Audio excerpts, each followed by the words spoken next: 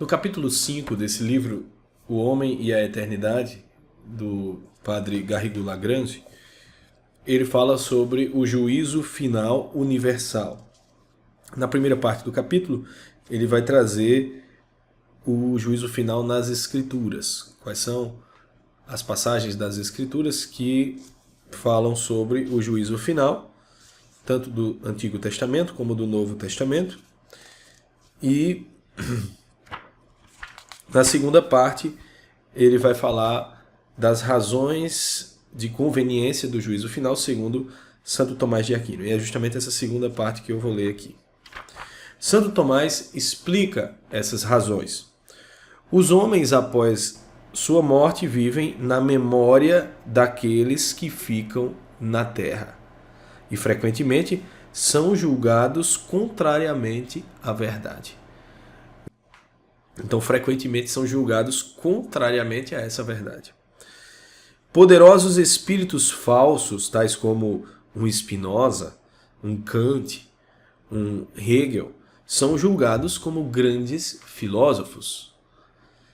Falsos profetas e heresiarcas como Lutero e Calvino são considerados por muitos como mestres do pensamento religioso, enquanto que os grandes santos e grandes doutores são profundamente desconhecidos. Então veja aqui, o julgamento humano, ou seja, aquilo que fica na memória das pessoas, nem sempre é o julgamento correto e, pelo contrário, na maioria das vezes é um julgamento falso. Vemos então o que valiam muitas histórias da filosofia, muitos estudos sobre as origens do cristianismo, escritos com abundância de crítica e num espírito absolutamente racionalista. Veremos que suas perpétuas variações e contradições provém de seu erro fundamental, a negação do sobrenatural. Então, o que vale é o julgamento sobrenatural. O que vale é o julgamento da verdade e não esse julgamento pessoal, humano, que vai depender, obviamente, dos critérios humanos utilizados. Veremos também todas as mentiras dos estados, dos pretensos grandes políticos, todas as mentiras dos hipócritas que se serviam da religião no lugar de servi-la, todas as máscaras cairão. Poderemos julgar a história universal da humanidade e da Igreja, vendo os acontecimentos não somente na linha horizontal do tempo, que flui entre o passado e o futuro, mas na linha vertical que liga esses acontecimentos ao único instante de imóvel eternidade. Os segredos dos corações serão descobertos. Como anunciava o velho Simeão, a propósito da primeira vinda do Salvador, figura da última. Os fariseus, Caifás, Pilatos serão definitivamente julgados, e a verdade nos livrará de todas as mentiras que fizeram tanto mal. Então é necessário que haja esse julgamento universal, para que toda a mentira seja extirpada, né? Para que todos os mentirosos sejam desmascarados. Evidentemente, é necessário, se Deus existe, que a verdade seja restabelecida e que ela tenha a última palavra. Então, o julgamento universal é aí a vitória definitiva da verdade sobre a mentira. Ponto 2. Além disso, muitos defuntos têm imitadores, seja no bem, seja no mal. O mal é mais fácil de imitar e procura se fazer passar por bem. Aqui novamente é preciso que a verdade e a justiça sejam reconhecidas. Bem-aventurados os que têm fome e sede de justiça, porque serão saciados. Então, aqui é preciso, mais uma vez, que seja reconhecida a justiça e a verdade. E não apenas aqueles que foram mais imitados ao longo da história humana. Por quê? Porque ser imitado não é um critério. É mais fácil se imitar aqueles que procuraram fazer o mal do que o bem. Né? Obviamente, essas pessoas que são imitadas se fazem passar por boas. Né? Por isso que a verdade deve ser restabelecida. Terceiro ponto. Enfim, os efeitos das ações dos homens duram, às vezes, longuíssimo tempo após sua morte. O ensinamento diário da heresia do arianismo, né? E de outros heresiarcas perturba as inteligências e as almas durante séculos, enquanto que a influência da pregação dos apóstolos se exercerá até o fim do mundo.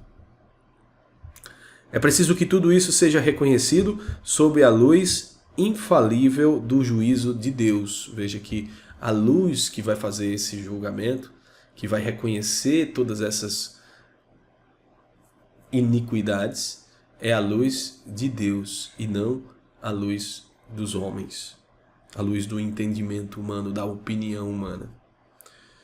E isso só pode acontecer no fim dos tempos. O Catecismo do Concílio de Trento diz em resumo, abre aspas, a justiça divina exige que os bons recobrem sua reputação frequentemente atacada pelos malvados que triunfavam. Além disso, o corpo, bem como a alma, deve receber o castigo ou a recompensa que merece. Por isso convém que o juízo universal siga a ressurreição geral. Então, depois da ressurreição geral, vem o juízo universal. Por quê? Porque o corpo vai pagar também, vai receber o castigo ou a recompensa que merece. Então esse é um ponto importante. O juízo universal segue a ressurreição geral. Esse juízo obrigará também todos os homens a dar à justiça de Deus e à sua providência os louvores que são devidos. Convém, enfim, que esse juízo seja realizado por Jesus Cristo. Então está aqui o juiz, né? O verdadeiro juiz, Jesus Cristo. Por quê? Porque ele é filho do homem, filho de Deus e é filho do homem. Então Jesus Cristo é o juiz legítimo. Porque se trata de julgar os homens e porque foi ele próprio julgado injustamente por juízes perversos. Então Jesus é homem, Jesus já foi julgado por homens e foi julgado injustamente. Então agora ele é o juiz legítimo para julgar toda a humanidade. Mas convém que o dia do juízo final seja conhecido só por Deus. Porque o fim do mundo não depende senão da vontade livre de Deus. Então é Deus quem decide, por vontade livre, quando ocorrerá o juízo final universal. Ou seja, quando ocorrerá o final dos tempos. Foi também a vontade livre de Deus que decidiu amorosamente pelo início dos tempos. Não chegará com efeito até que o número dos eleitos esteja completo. E esse número unicamente pode ser fixado por aquele que os predestina. Então veja aqui a doutrina da predestinação, a doutrina da eleição, que também é a doutrina de Santo Tomás de Aquino, mas não a doutrina calvinista. Os apóstolos julgarão com Cristo, como Jesus anunciou. E também os voluntariamente pobres, que abandonaram tudo por amor da verdade e da justiça para seguir a Jesus Cristo. Então aqui os santos, os mártires, também serão juízes junto com Jesus Cristo.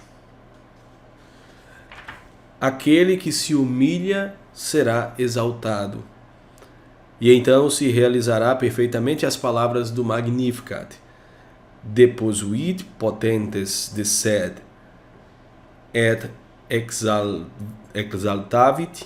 humiles. Derrubou os poderosos dos seus lugares e exaltou os humildes. Do juízo reservado aos orgulhosos e do juízo reservado aos humildes. O autor da Imitação de Cristo diz a este respeito: por qual estranho esquecimento de si mesmo ides, sem nada prever, em direção a este dia do juízo? Há sobre a terra um grande e salutar purgatório. O homem paciente, que exposto aos ultrajes, se aflige mais pela malícia alheia que por sua própria injúria, que reza sinceramente por aqueles que o contristam e lhes perdoa do fundo do coração. Vale mais se purificar agora dos seus pecados e suprimir os seus vícios, que esperar expiá-los na outra vida. Cada vício terá seu tormento próprio. Então, o humilde e o pobre terão uma grande confiança, e todos os lados o terror cercará o soberbo, de todos os lados. Então se verá que foi sábio neste mundo quem aprendeu por Jesus Cristo a ser insensato e desprezado aos olhos deste mesmo mundo.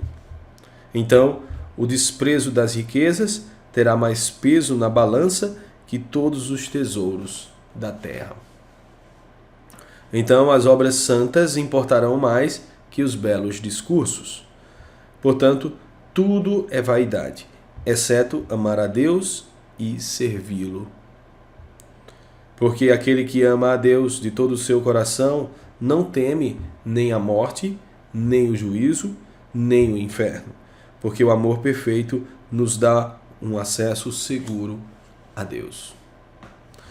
Devemos considerar os secretos juízos de Deus para não nos orgulharmos do bem que fizemos. Então veja, devemos considerar que o juízo de Deus é secreto, ou seja, não existe ninguém que tenha a certeza da santidade, da salvação, nem também podemos ter certeza da condenação de ninguém. Ou seja, o juízo de Deus é um juízo secreto. E é bom que assim seja, para que nós não nos orgulhemos do bem que fazemos. Que vossa paz não depende dos juízos dos homens. Contra os vãos juízos dos homens se deve humildemente tudo atribuir a Deus, único que tudo conhece. Então a paz do homem não deve depender do julgamento de outros homens, nem para o bem, nem para o mal. Mas toda a glória, todo o mérito deve sempre ser atribuído a Deus. Assim também como toda a capacidade de julgamento, porque Deus é o único que conhece tudo. Não devemos buscar sondar os secretos juízos de Deus. Isso também faz parte da humildade. Saber que nós não temos essa capacidade. Humildes, regozijai-vos. Pobres, exultai de alegria, porque o reino de Deus é vosso, se caminhais na verdade. Então veja essa frase final, né? Esse termo final, onde ele coloca se caminhais na verdade. Bem-aventurados aqueles que ouviram, como Bernadette de Lourdes, estas palavras: eu não te prometo felicidade nesta vida, mas na outra. Eu não te prometo felicidade nesta vida, mas na outra. Então Deus não promete felicidade nesta vida, mas na outra. Isto foi para Bernadette uma revelação especial de que estava predestinada, mas que teria muitas cruzes na terra. Há muitas vidas cristãs semelhantes, repletas de cruzes. Quando são bem suportadas, é sinal de predestinação, diz Santo Tomás. Então, um sinal de predestinação é quando um santo, ou poderíamos dizer um sinal de santidade, é quando alguém consegue aceitar cruzes, e na maioria das vezes aqui, no caso dos santos, são cruzes pesadíssimas para as pessoas comuns, mas que conseguem ser levadas por eles e, mais ainda, suportadas com amor, com grande fervor cristão. Esse é um sinal de predestinação.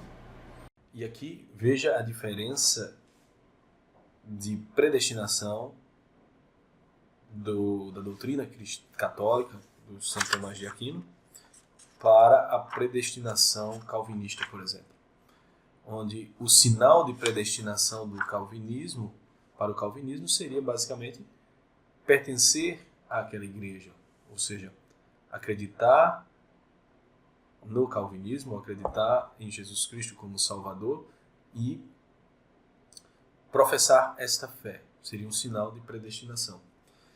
Aqui, o que Santo Tomás diz é que um sinal de predestinação verdadeiro é quando alguém consegue suportar a cruz de forma digna, cristã